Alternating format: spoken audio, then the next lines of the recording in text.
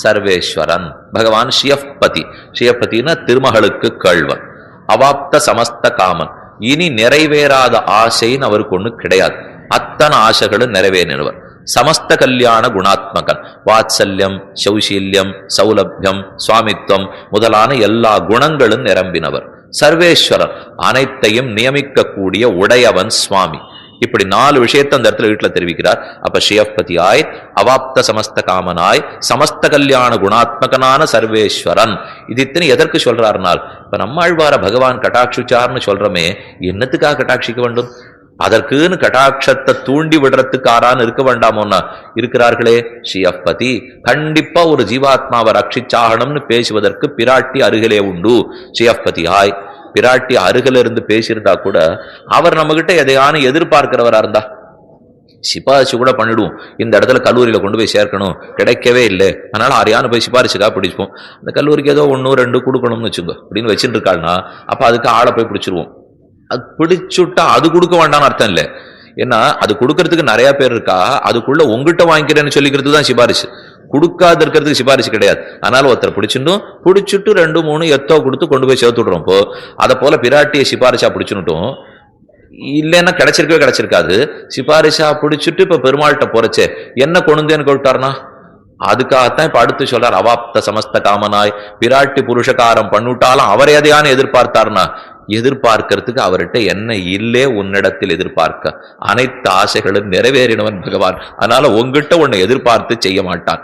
சரி, எதிர்பார்க்க வேண்டாம், எங்கிட்டேன்னு ஒன்னு எதிர்பார்க்காட்டா கூட குற்றங்கள் நிறைய இருக்கும் இல்லையோ, அது கண்ணில் பட்டுட்டு ஒருவேளை தள்ளிவிடுவரோ எனக்கு கேட்டு சமாதானம் சொன்னார். இல்லையே, சமஸ்த கல்யாண குணாத்மகன், நம் குற்றத்தை கூட குணமாக கொள்ளக்கூடிய குணம் படைத்தவன், வாத்சல்யம் படைத்தவன் எம்பெருமான்.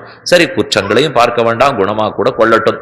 இப்படி எங்கிட்ட ஒண்ணுமே இல்லாத இருக்கிறச்சே, குற்றங்களே இருக்கிறச்சே, இந்த பிராட்டி சொன்னாள்ங்கிற ஒரு வார்த்தைக்காக இவர் இவ்வளவு நல்லது நமக்கு பண்றாரு சுவாமி. அவருக்கு நமக்கு என்ன? ஒருத்தர் நம்ம வீட்டுல அடிக்கடி ஏன்னே தெரியாது நல்லது பண்ணிட்டே இருக்காரு, ஏதோ கொடுத்துட்டே இருக்காருன்னு வச்சுக்கோ, நமக்கு பயமா போடும்.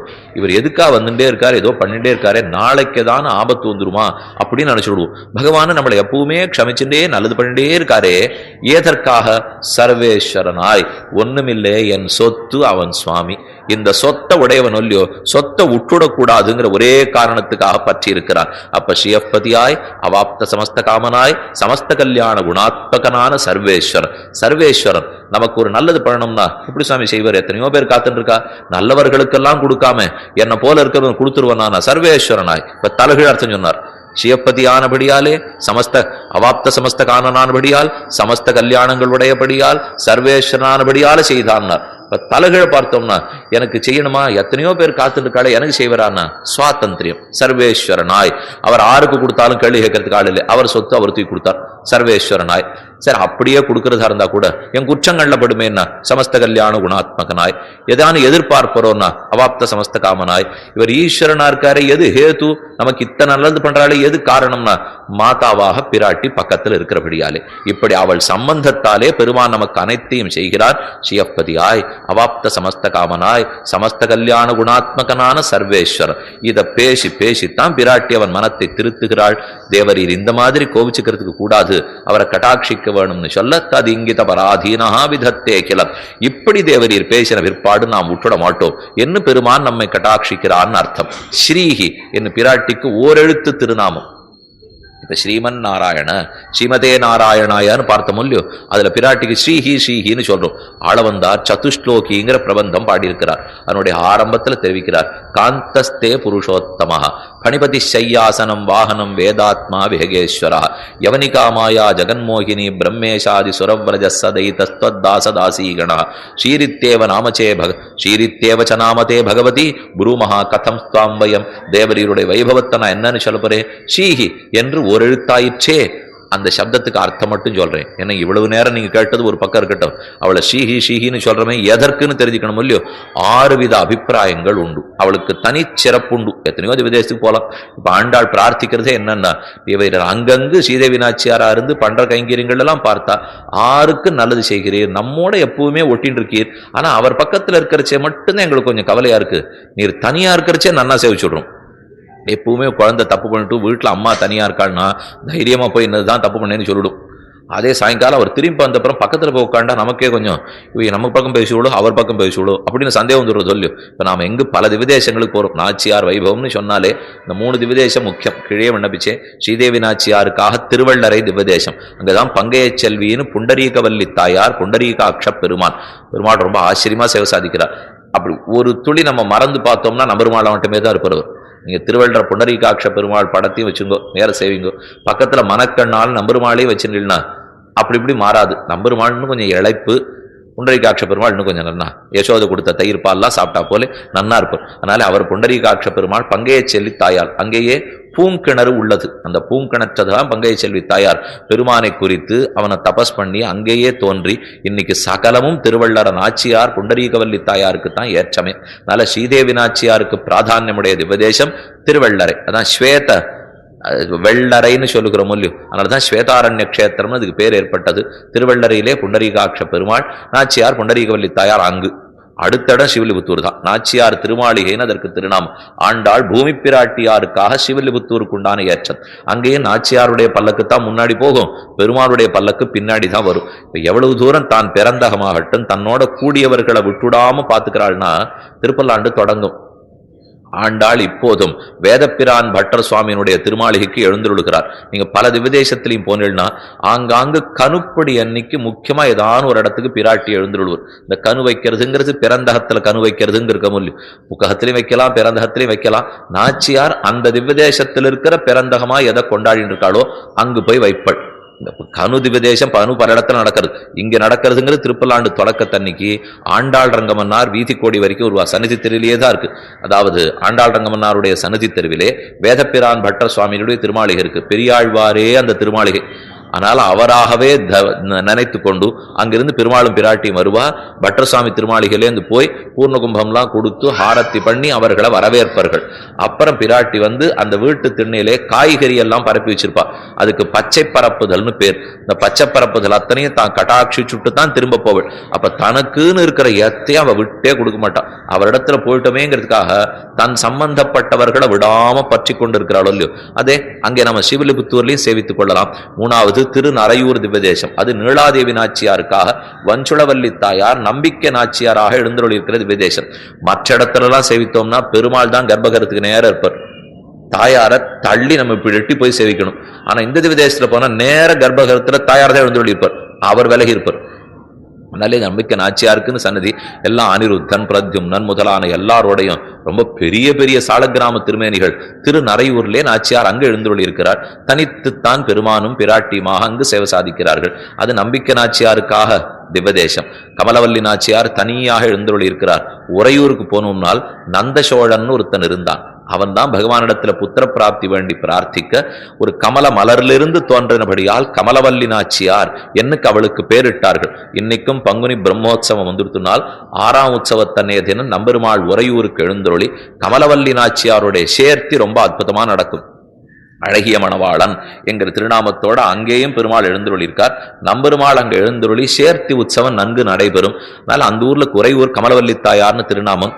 அந்த சேர்த்தி உற்சவம் 6ஆம் உற்சவத்தன்னைக்கு நடந்துட்டு அப்புறம் குதிரவாகன உற்சவம் நடந்து 9 நாள் கார்த்தால பங்குனி உத்தரம் வந்தன்னைக்கு தான் ஸ்ரீரங்க நாச்சியார் கோவம் வந்துடும். கமலவல்லி நாச்சியாரோட சேர்த்தி கண்டருள்ட்டு வந்தீரோ இல்லையோ, அப்புறம் இங்க என்ன அங்கே இருக்க வேண்டித்தானே என்ன பிரணய கலக உற்சவம் தொடங்கிடும். அதுக்கப்புறம் மட்டையடி உற்சவம் நடந்து நம்மாழ்வார் குறுக்க வந்து சமாதானப்படுத்தி எல்லாம் நடக்கும். அது கமலவல்லி தாயார் இன்னைக்கும் அதை அங்கு கொண்டாடி இருக்கிறாள். வானமாமலை ஸ்ரீவரமங்கல நகர்னு பேரொல்லியோ. வானமாமலையே அடியேன் தொழ வந்துருளேன்னு ஆழ்வார் 5ஆம் பத்தில் சரணாகத்தியை நொட்டித்தார்.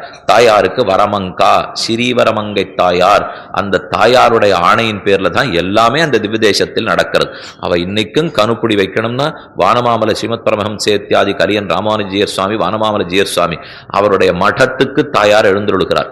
ஏனெனில் இவர் ஒன்னான பொன்னடிக்கால் ஜியர் சுவாமி எழுந்துள்ளி இருந்தார் பல்லாண்டுகள். இன்னைக்கு இருக்கக்கூடிய சுவாமி 30வது பட்டத்தில் எழுந்துள்ளி இருக்கிறார். இதுக்கு 30 பட்டம் முன்பாக பொன்னடிக்கால் ஜியர் சுவாமி வானமாமலை ஜியர் சுவாமி அவர் மணவாள மாமனுடைய நேர் சிஷ்யர். அஷ்ட திக்கஜங்கள்ல பிரதானமானவர் பொன்னடிக்கால் ஜியர் சுவாமி. அந்த ஜியர் சுவாமி திருமலையப்பனுக்கு கைங்கிறதுக்காக போயிருந்தார். அப்ப அங்க விட கொண்டு அங்கிருந்து புறப்படுறார். அந்த திவதேசத்திலிருந்து ஒரு நாச்சியாருக்கு ஸ்ரீனிவாச பெருமாளோட கல்யாணத்துக்கு ஏற்பாடு பண்ணிட்டா. அப்ப அந்த நாச்சியார் இந்த ஜீயர் சுவாமிகிட்ட பிரார்த்தித்து, இங்க இல்லை நம்ம கல்யாணம், நம்மள நீர் அழைச்சின்னு போக வேண்டியது வானமாமலைக்கு, அங்க கூட்டின்னு போகணும்னு கேட்க, சரின்னு இந்த ஜீயரும் அனுமதி பெற்று அந்த நாச்சியாரை கூட்டின்னு வந்து இந்த பெருமாளுடைய தோத்தாதிரிநாதனோட திருக்கல்யாணம் பண்ணி வச்சதே அந்த ஜீயர் சுவாமி தான். அதனால அவளுடைய பெண்ணாகத்தான் இன்றும் ஸ்ரீவரமங்கிற நாச்சியார் கொண்டாடப்படுகிறார். நாச்சியார் இங்க எழுந்தருடைய கணுப்படி உற்சவம் எல்லாம் நடக்கும். ரொம்ப அற்புதமான உற்சவம். இப்ப இன்னும் ஒரு 15-20 நாளைக்குள்ள ஒரு கோட்டை எண்ணெய் காப்பு உற்சவம் வானமாமலையில பெருமாள் தினப்படியே அவர் எண்ணெய் காப்பு சாத்திப்பார். என்ன, அவருக்கு ஏதோ ஒரு அடிபட்டுட்டபடியாலே அதை சரிப்படுத்திக்கிறதுக்காக இன்னைக்கும் தினப்படி எண்ணெய் காப்பி சாத்திக்கிறார். எண்ணெய் சாத்தின்ற அன்னைக்கு இப்ப நாமே எண்ணெய் தேய்ச்சி குளிச்சோம்னா அன்னைக்கு மிளகா சாப்பிடக்கூடாதுன்னு ஒரு வழக்கம் போல் இருக்கு. அதனால எண்ணெய் தேய்ச்சி தினப்படியே இந்த பெருமாள் தீர்த்தமாற்றபடியால் அந்த திவதேசத்துல எதையுமே மிளகா போட்டு பண்ணவே மாட்டான். மிளகு போட்டு தான் புளியோதரையே. மிளகாய உள்ளே எடுத்துன்னு போக முடியாது. எதுவா இருந்தாலும் மிளகா சம்பந்தப்பட்டது வெளியிலே. ஏன்னா தினப்படி அவர் எண்ணெய் காப்பு சாத்திக்கிறாருங்கிறதுக்காக எண்ணெய் கிணறே வானமாமலையில் உள்ளது. அதனால வானமாமலை திவ்யதேசத்துக்கே பெருமைன்னா ஸ்ரீவரமங்கல நகர்னு தான் பெருமை. ஸ்ரீவரமங்கா, வர மிக உயர்ந்திருக்கிற, மங்கை கல்யாண குண பூர்ணை, ஸ்ரீவரமங்கா ஸ்ரீ மகாலட்சுமியே அங்க கல்யாண குணத்தாலே பூர்ணையாக இருக்கிறாள். இப்படி ஓரோரு இடத்திலையும் தன் அனுபவத்தினால் அடியார்களுக்கு எத்தனை நன்மை செய்கிறாள். பக்கத்துல திருப்பூர்குழிக்கு போகணும்னு வச்சுங்கோ, மரகதவல்லி நாச்சியார் எழுந்துள்ளி இருக்கிறார். நாச்சியாருக்கே பெருமை. வருத்த பயரு முளைக்க வைக்கும் மரகதவல்லி நாச்சியார்னு சொல்ற மொழியோ. ஆருக்கு புத்திர பிராப்தி இல்லைன்னா கூட அனுகிரகித்துள்ளார்னா இதெல்லாம் பெருமான கேட்டுண்டா தன் அனுகிரகத்தால செய்கிறாள். அவள் பார்த்த பார்வைக்கு பெருமான் அடிமைப்பட்டு அத்தனை செய்கிறார்னா செய்வரா? அவர் போய் இவளுக்கு அடிமையான இல்லை. எல்லாம் ஏக சுவாமி பகவான் பரபிரம்மம் அவர்தான். ஆனால் அவனுக்கு இருக்கிற காதலாலே இத்தனையும் செய்கிறார்னு அர்த்தம். அவனுக்கு நிஜமாவே அடிமை பகவான் பொருள் அல்ல. அவள் தனக்கு இருக்கிற காதலாலும் அடியார்கள் பேர்ல அவளுக்கு இருக்கிற அன்பாலும், நான் நமக்காக இல்லை, நாம் வாழ்வது நம் குழந்தைகளுக்காக, தேவரீரும் அப்படித்தானே சொல்லிச்சு. அப்ப தேவரி கிருபையைத்தான் காட்டணுமே தவிர தண்டிக்க கூடாது என்ன பிராட்டி அவனிடத்திலே பிரார்த்திக்கிறாளாம். அப்ப அவளுக்குன்னு இருக்கிற ஸ்தானம் எதுன்னா, அகந்தா பிரம்மணஸ்தஸ்ய சாஹமஸ்மி சனாதனி லக்ஷ்மி புருஷகாரத்வே நிர்திஷ்டா பரம ரிஷிவி. ரிஷிகள் அனைவரும் லக்ஷ்மி தேவியை புருஷகாரத்துவம் என்கிறதிலே நிலைநிறுத்தி உள்ளார்கள். இது பாஞ்சராத்தன லக்ஷ்மி தந்திரம் சொல்லுகிறது. லக்ஷ்மி என்பாள் புருஷகார பூத்தையாக இருக்கிறாள்.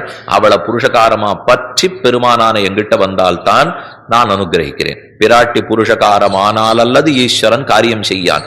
அப்ப அவ புருஷகாரமா இருக்கணும்னா அவளிடத்துல சில குணங்கள் எல்லாம் இருக்க வேண்டும். கிருபை இருக்க வேண்டும், பாரதந்திரியம் இருக்க வேண்டும், அனன்யார்கத்துவம் இருக்க வேண்டும். கொஞ்சம் நிதானமா கேட்டுங்கோ. ஞாயிற்றுக்கிழமை தானே, ஒன்னும் இப்ப பரப்பு இல்லையோ. அதனாலதான் நாச்சியார் வைபவம் வேற. அதனால இப்ப நன்னாவே கேட்கணும். பெருமாள் வைபவம் இன்னைக்கு வேணா கேட்டுக்கோ, நாச்சியார் வைபவத்தை நேரம் கேட்டுக்கணும். அதனால பெருமானுக்கு நாம் எப்படி இருக்கணும்? பிராட்டி போய் அவனிடத்துல பேசுறாள்னால் 3 குணங்கள் அவளிடத்தில் உண்டு. கிருபை இருக்கணும், நம்மளை ரட்சிக்கணும்னு சொன்னா இவனுக்கு எதுக்கு நாம பண்ணணும்னு நினைச்சுன்னு கிருபையே இல்லாத படுத்துனா நம்மளை பத்தி பேசவே மாட்டாளோ இல்லையோ. அப்ப முதல் குணம் கிருபை தேவை. அடுத்தது பரதந்திரையாக இருக்க வேண்டும். நாம ஒருத்தர் சிபாரிசுக்காக போனோம், யாரு சிபாரிசு பண்ணணுமோ அவர் யார்கிட்ட போய் பண்ணணுமோ அவரை விட ரொம்ப மடங்கு வசந்தவர்னு வச்சுங்க. இவங்கிட்ட போய் என்ன கேட்க சொல்றானேன்னு வரவே மாட்டா. அதனால நம்ம யாரை சிபாரிசு போறோமோ அவர் யாரிடத்துல போகணுமோ அவரை விட தாழ்ந்தவரா இருக்கணும். அதுதான் பாரதந்திரியம். அவனுக்கு நேர்க்கிறவா இருக்கணும். இப்போ ஒருத்தர் போய் ஒருத்தர் வந்து எங்கிட்ட சுவாமி அவருக்கு ஒரு இடம் போட்டு கொடுக்கணும் அப்படின்னு சொல்றாருன்னு வச்சுங்க. அப்ப இவர் நமக்கு நேர்க்கிறவரா இருக்காருன்னா நாம இருக்க முடியாது. எப்போ யாரொருத்தர் இந்த மாதிரி எழுதி எடுத்துன்னு வந்திருக்காரோ அவருக்கு நான் வேற வழி இல்லாத வேலை செய்யறவனா இருக்கணும். அப்பதான் அந்த வேலை நடக்கும். ஏன்னா இவர் நமக்குன்னு இருக்கிறவர் கண்டிப்பா பண்ணி ஆகணும்னா அப்படின்னு தோன்று சொல்லி, அப்ப பாரதந்திரியம் தேவை. நானே இருக்கக்கூடிய ஒத்தரா இருந்தா தான் அவர் சொன்னதை கண்டிப்பா நாம கேட்பேன். 3வது அனன்யார்கத்துவம். இவனை தவிர மற்றொருத்தருக்கு ஆட்படாதல் இருக்கும் தன்மை வேணும். இவர் இதே சிபாரிசு கடிதாசு எடுத்துன்னு ஒரு 4 பேர்கிட்ட போவர்னு தான் நான் செய்ய மாட்டேன். அது எங்கிட்ட மட்டும் வருவர்னு இருந்தா தானே நான் செய்வேன். அப்ப இந்த 3 குணமும் பிராட்டியின் இடத்துல உண்டுன்னா உண்டு. எப்போதும் க்ஷண நேரம் கூட பிரியாமல் இருக்கக்கூடிய பிராட்டி ராமாயணத்திலே 3 தடவை பிரிந்தாள். ஒரு தடவை அல்ல. முதல் முற்பட பிரிந்தது அசோகவனத்திலே பிரிந்தது. நடுவிற் பிரிவு ராமனே கொண்டு போய் காட்டுல விட்டுட்டு வா என்று லக்ஷ்மணனிடத்துல சொல்லி வால்மீகி ஆசிரமத்துல விட்டுட்டாரோ இல்லையோ, அது 2வது பிரிவு. 3வது பிரிவு கடைசியா பூமிக்குள்ள புகுந்து ஸ்ரீவைகுண்டத்துக்கு திரும்பி போயிட்டாளோ இல்லையோ, அது 3வது பிரிவு. இந்த 3 பிரிவின் போதும் பிராட்டி 3 குணங்களை காட்டினாள். முற்பட பிரிந்தது கிருபையை காட்டுவதற்காக, நடுவில் பிரிந்தது பாரதந்திரியம் காட்டுவதற்காக, கடைசியில் பிரிந்தது அனன்யார்கத்துவம் காட்டுவதற்காக. என்பதற்காக முதல்ல லங்கையிலே பிரிந்திருந்தாள். அப்ப கிருபையை ராட்சசிகளிடத்திலே காட்டினாள். தனக்கு கிருப உண்டுங்கிறத காட்டிக்கிறதுக்கு தான் முதல் தடவை பிரிந்ததே. ராட்சசிகள் இவ்வளவு தூரம் குற்றம் புரிந்திருக்க செய்தேயும் ஹனுமானிடத்தில் நகச்சின்னா அபராத்தியதி, ஹனுமன் யார குற்றமுடையவர்னு சொல்ல பார்க்கிறீர்? லோகத்துல யாரா இருந்தாலும் அவ்வளவுதான். ஏன் உமக்கு இப்ப குற்றம் இல்லையா? எனக்கு குற்றம் இல்லையா? ராமனுக்கு குற்றம் இல்லையா?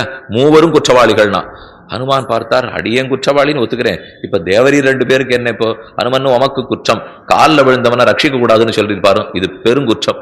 ராமனுடைய இக்ஷாவு குலத்தில் இது யாருக்கும் தெரியாது. அதனால இது உமக்கு தெரிஞ்சு குற்றம் பண்றீர். சரி, ராமனுக்கு என்ன குற்றம்னா, குற்றம் என்ன அக்னி சாட்சியா கைப்பிடித்துட்டு விடமாட்டேன்னு பிரதிக்க பண்ணிட்டு 10 மாசமா விட்டுருக்காரு பாரு ராமன். இப்போ இதுதான் அவருக்கு இருக்கிற குற்றம். அவர் தானே கல்யாணம் பண்ணிட்டார். கல்யாணம் பண்ணிக்கிறச்சே கைவிட மாட்டேன்னு சொன்னாரு. சப்தபதி எடுத்து வைக்கிறச்சே இனிமே நான் இதுல இருந்து மீற மாட்டேன்னு சொன்னவர் என்ன எப்படி விடலாம்? இது அவருடைய குற்றம். இப்ப ஹனுமானுக்கு ரொம்ப ஆவலா போச்சு. இவள் தனக்கு என்ன குற்றம் சொல்லி போறா? நமக்கும் குற்றம் சொல்லிட்டா, ராமனுக்கும் குற்றம் சொல்லிட்டா. இவள் தனக்கு என்ன சொல்லிப்பா? ரொம்ப அழகா சொல்லிட்டா சீதை. என் கணவன் குற்றவாளின்னு பரபுருஷனான உங்ககிட்ட பேசிட்டு இருக்கேன் பாரு, இது எனக்கு இருக்கிற குற்றம், நான் பேசிருக்க கூடாது சொல்லி. அப்ப பாதிவிரத்தியம் தாண்டி நடந்துட்டேன்னு அர்த்தம். ஆக யாரும் உலகத்திலே குற்றவாளிகள் தான். நீர் இன்னார பாபாத்மான்னு சொன்னா நான் புண்ணியசாலின்னு நிரூபிப்பேன், நீர் இன்னவனை புண்ணியசாலின்னு சொன்னா நான் பாபாத்மான்னு நிரூபிப்பேன். அவ்வளவுதான் ஹனுமன். பாபானாம் வா சுபானாம் வா வதாருகானாம் பலவங்கம காரியம் கருணம் ஆத்தியன நகச்சின் அபராத்தியதி. யாரும் அபராதம் செய்தவர்கள் இல்லை, க்ஷமிக்கவே வேணும் என்று இது முதல் விஷயத்தை தெரிவித்தாள். அப்ப கிருபையை காட்டினாள். ராட்சசிகளிடத்துல கிருபையை முதல் தரம் பிரிந்த போது காட்டினாள். அப்ப அடுத்த தரம் ராமன் காட்டிலே கொண்டு போய் விட்டு விட்டுவான்னு இலக்குவனிடத்தில் சொல்லுகிறான். லக்ஷ்மணன் ஓடத்துல ஏத்துட்டான், கங்கையை தாண்டி கூட்டின்னு போயிட்டு இருக்கான். வயிற்றுல பூர்ண கர்ப்பிணி பிராட்டி. அப்ப லக்ஷ்மணத்துல சொல்றா, அவர் எங்கு வைத்தாலும் இருக்க வேண்டியதுதான் எனக்கு சொரூபம் லக்ஷ்மணா. காட்டுல வச்சாலும் இருக்கணும், நாட்டுல வச்சாலும் இருக்கணும். நீ ஏன் காட்டில் வைத்தாய், ஏன் கட்டில் வைத்தாயின்னு கேட்பதற்கு நான் ஆள் அல்லள் என்று தன்னுடைய பாரதந்திரத்தை காட்டினாள். அவன் எத்த சொல்கிறாரோ அத்த செய்ய வேண்டுமே தவிர இது நாம நமக்குன்னு ஒரு பிராதானியம் கிடையாது என்று பாரதந்திரத்தை காட்ட. அப்ப பெருமாள் இடத்துல என்ன தோணும்? நமக்குன்னே இருக்கிறவள்னா நமக்கு பரதந்திர சொன்னா கேட்டுடணும் அப்படின்னு அவர் உள்ளத்துல ஒரு எண்ணம் ஏற்பட்டு போய்ட்டு சொல்லி அதனால பாரதந்திரத்தோடு இருக்கிறாள். மேலும் 3வது தடவை, அதாவது லவகுஷர்கள்லாம் கானம் பண்ணிருக்கா. இவர்களுக்கு ஆச்சாரியன் 6 குழந்தைகளுக்கு தாயார் 6ன்னு பார்க்கணும்னு ராமன் ஆசைப்படுறார். பரதன் போய் வால்மீகியும் சீதையும் அழைத்து கொண்டு வருகிறார். அப்பவும் ஏனோ தெரியலே திருவுள்ளத்துல கோபம் வந்துருத்து ராமனுக்கு. 3வது தடவை பார்க்கிறார். இப்போ இது ஏற்கனவே ஒருத்தன் அசோகவனத்திலேருந்து வரைச்சு அக்னி பிரவேசம் பண்ணியாச்சு. அடுத்தது கங்கைக்கு அங்க தாண்டி வால்மீகி ஆசிரமத்துக்கு அனுப்பிச்சு வச்சாச்சு. இப்ப 3வது தடவை வந்திருக்கிறாள். இந்த சமயம் ராமன் திருவுள்ளத்துல கோபம் ஏற்பட்டு அவளை பத்தி ரொம்ப, அப்ப நீர் எங்கு செல்ல வேண்டுமோ செல்லலாம்னு திரும்ப சொல்லவே சீதா அப்போதுதான் சூளுரைக்கிறாள். உன்னை தவிர மத்தொன்னு எனக்கு தெரியாது இருந்தால் இந்த பூமி எனக்கு இடம் கொடுக்கட்டும் என்று சூளுரைத்து பூமி பிராட்டிக்குள்ள போயிட்டா. அப்ப அனன்யார்கத்துவம் காட்டினாள். இவனை தவிர மத்தொருத்தருக்கு ஆள்படாள் அப்படின்னு இருந்தா தான் பெருமாள் காரியமே பண்ணுவார். அதனால முதல்ல கிருபையை காட்டி, அடுத்தது பாரதந்திரம் காட்டி, அடுத்தது அனன்யார்கத்துவமும் காட்டினாள் 3 பிரிவுகளின் போது. ஆனால் அவள் பிரிபவள் அல்லள். அகலகில்லேன் இறையும் என்ன அலர்மேல் மங்க உரமார்பா, இறையும் அகலகில்லேன், ஒரு க்ஷணங்கூட இந்த திருமார்பை விட்டு பிரியமாட்டேன் என்பதில் உறுதியா இருக்கக்கூடியவள் தான் பிராட்டி. ஆக ஸ்ரீஹி, ஸ்ரீஹிங்கிற சப்தத்துக்கு அர்த்தம் பார்த்தோம்னால் ஸ்ரயதே இதி ஸ்ரீஹி, ஸ்ரீயதே இதி ஸ்ரீஹி, ஸ்ரீங் சேவாயாம்னு தாத்து. சேவா விழுந்து நமஸ்கரித்தல், சேவை பண்ணுதல்ங்கிற தாத்துல ஸ்ரீ, ஸ்ரீங் சேவா. மற்ற எல்லாரும் பிராட்டிய போய் சேவிக்கிறார்கள், பகவானை தவிர மற்ற அனைவரும் தன்னை சேவிக்கிறார்கள். தான் சென்று பகவானை சேவிக்கிறாள். அப்ப ஸ்ரீயத்தே எல்லாராலும் ஆசிரியக்கப்படுகிறாள், ஸ்ரயத்தே தான் சென்று பெருமாளை ஆசிரியிக்கிறாள். இப்படி இருந்தா தான் புருஷகாரத்தம் பலிக்கும். எல்லாரும் அவளை போய் சேவிக்கிறதா இருக்கணும், அவள் போய் பகவானை சேவிக்கிறதா இருக்கணும். இது ஸ்ரீயத்தே ஸ்ரயத்தே, ஆகையாலே ஸ்ரீஹி. 2வது ரெட்ட அர்த்தம் சொன்னார். ஸ்ருணோதி ஸ்ராவயதி. ஸ்ருணோதி நன்கு கேட்கிறாள், நம்முடைய குற்றங்குறையெல்லாம் விட்டு பிரியாம இருந்து கேட்டுக்கொள்ளுகிறாள். ஸ்ராவயதி பெருமான நன்னா கேட்பிக்கிறாள்.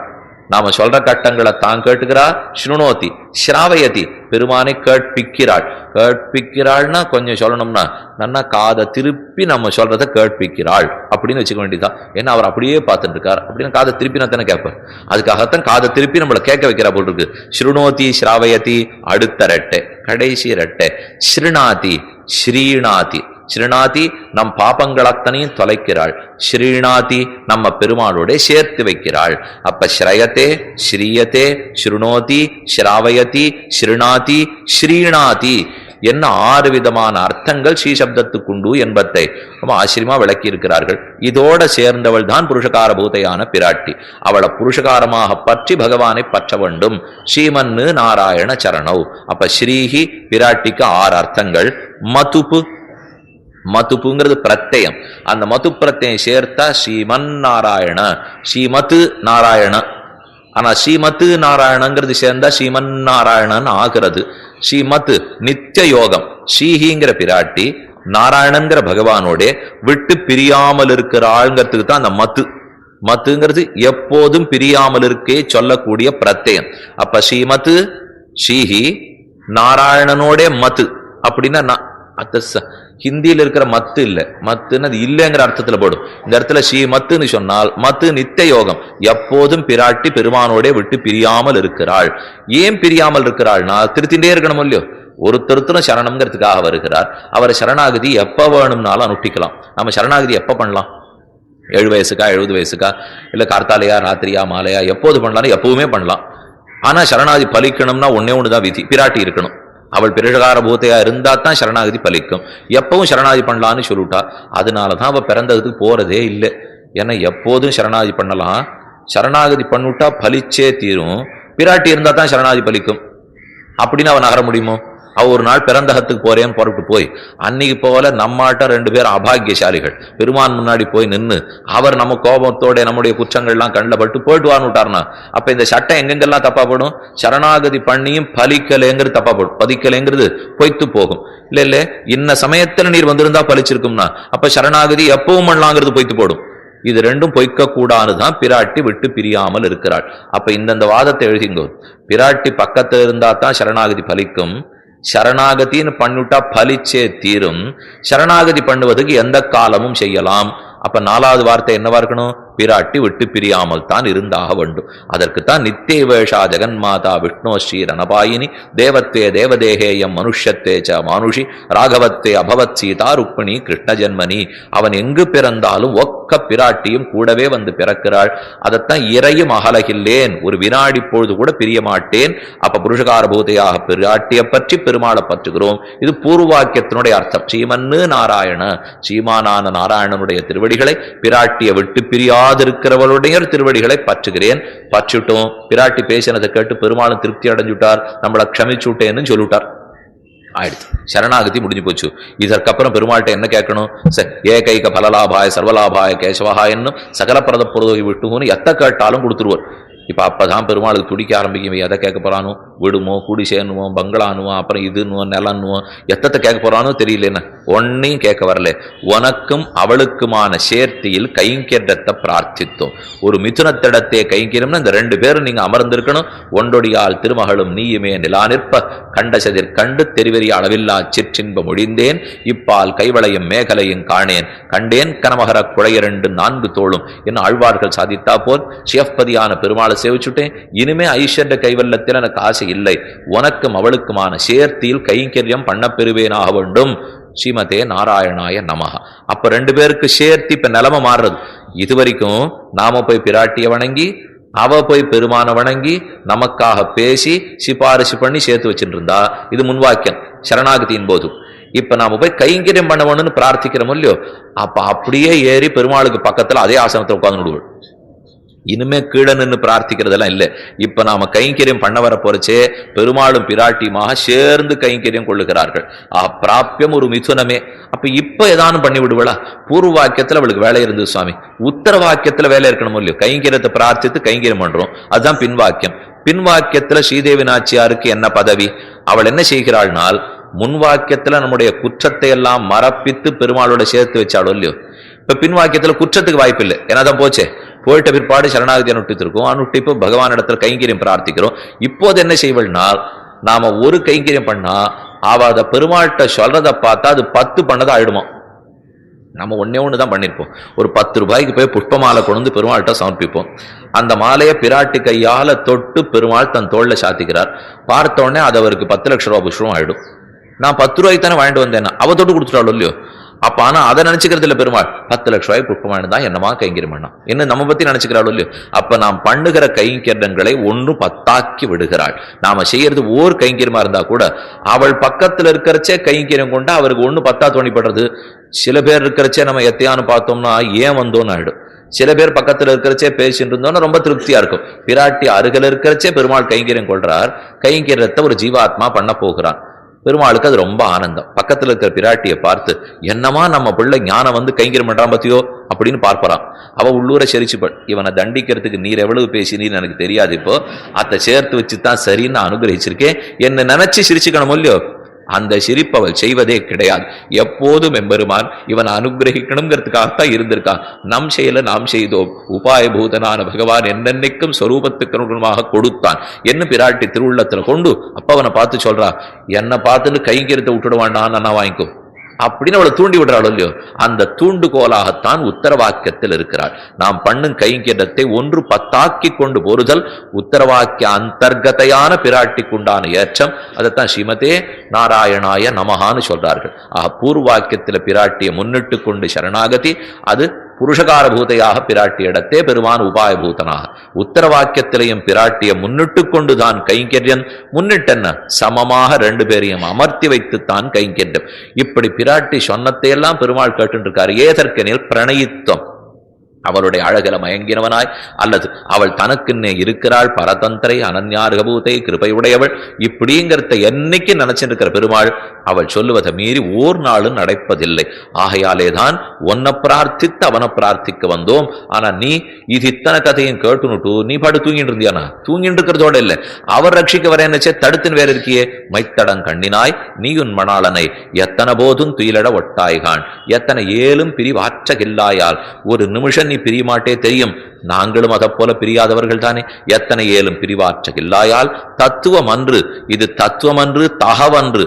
தத்துவமே தகவன்று. தத்துவம்னு சொன்னா சத்தியம் இல்லையோ, தத்துவமே தகவன்று. இது சத்தியமா உன் சுபாவம் இல்லைன்னுட்டா. பின்ன ஏது சுபாவம்? பிராட்டிக்கு ஸ்வரூபம் புருஷகாரத்துவம், சுபாவம் கிருபை. உன்னுடைய புருஷகாரத்துவமாகிற ஸ்வரூபத்துக்கும் இது சேராது, உன்னுடைய கிருபையாகிற ஸ்வபாவத்துக்கும் இது சேராது. இரண்டையும் தள்ளிவிட்டு நீ பெருமான நமக்கு கொடுக்க வேணும்னு பிரார்த்திக்க, தத்துவம்னு தகவு ஏலோரெம்பாவாயின்னு பிராட்டிய பிரார்த்திக்க அவளும் அனுகிரகித்தாள். அடுத்த பாசுரத்திலே இனி பெருமான முன்னிட்டு கொண்டு பிராட்டி நடத்தே அமரர்க்கு முன் சென்னு கப்பந்தவிற்கும் கலியே துயிலடாய் செப்பமுடையாய் திரளுடையாய் செத்தார்க்கு வெப்பங்கொடுக்கும் விமலா துயிலடாய் செப்பன்னமென்முலை செவ்வாய் சிறுமருங்கு நப்பின்ன நங்காய் திருவே துயிலடாய் உக்கமும் தட்டொழியின் தந்துன் மலானனை இப்போதே எம்ம நீராட்டு. நீ விசிறி கொடு, கண்ணாடி கொடு, பகவானையும் கொடு. அப்படி நம்பின பிராட்டி கொடுக்க முடியுமா?